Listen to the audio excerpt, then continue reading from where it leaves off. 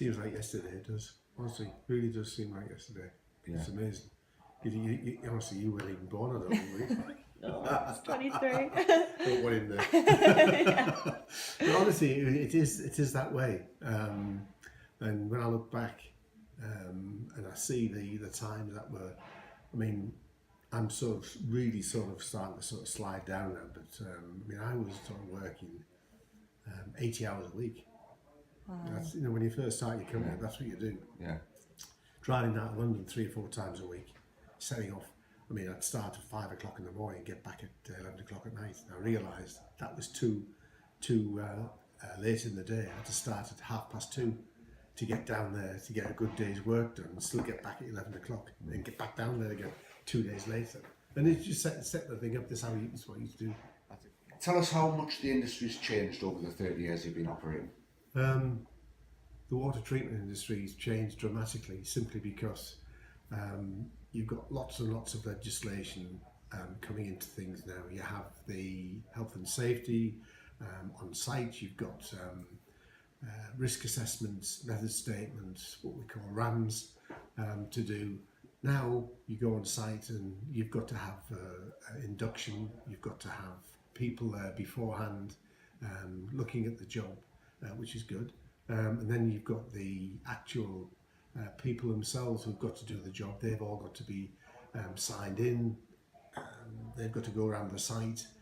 It's quite onerous in some ways. That the actual job itself is quite quickly done, but it can take up to twice as long, even sometimes 3 times as long, to get the permission to do the job, to go through the health and safety requirements. That's which is completely correct when you've got chemicals, you've got electricity and things like this. But it's very, very. We never used to have a problem years ago when we used to start off with work. We used to go do it, go on site. Someone had been there, looked at the job, got the job inspected. We knew what we had to do. Arrive on site, 2 or 3 people, start the job, finish it off, close it out, and that was it.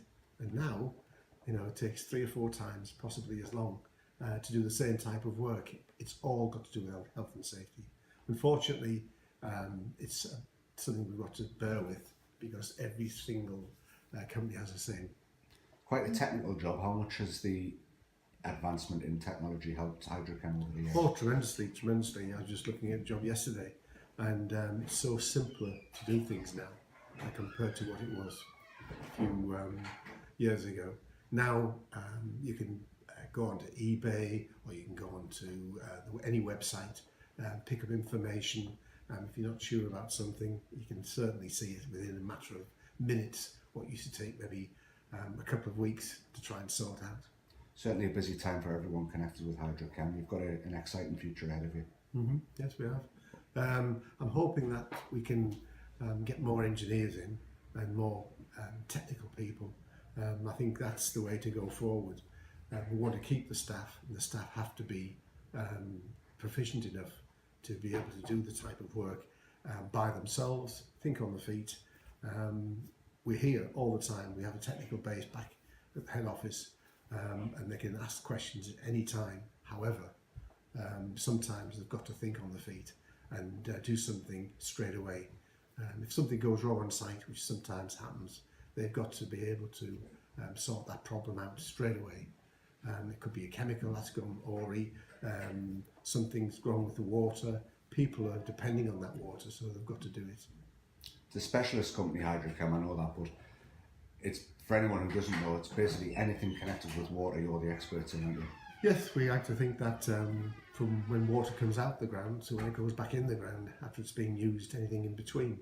And it's called a specialist water treatment company, whether it's plant equipment, servicing, chemicals, everything between it. We sort of major on it.